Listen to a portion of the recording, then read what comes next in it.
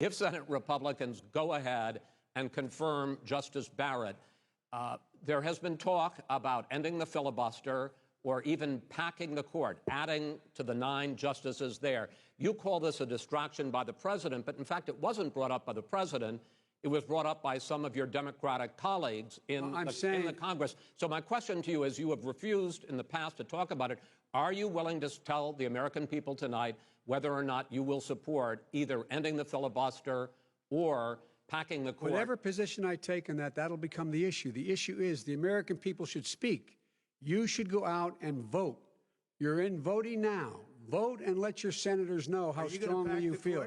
Vote now. Are you going to pack the Make court? sure you, in fact, let people know you're a senator.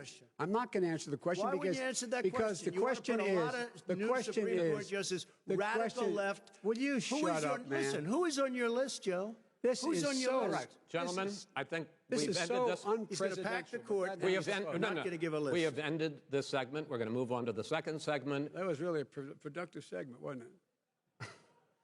Keep yapping, man. The people understand, Joe. They sure 47 years you've done nothing. They understand. All right.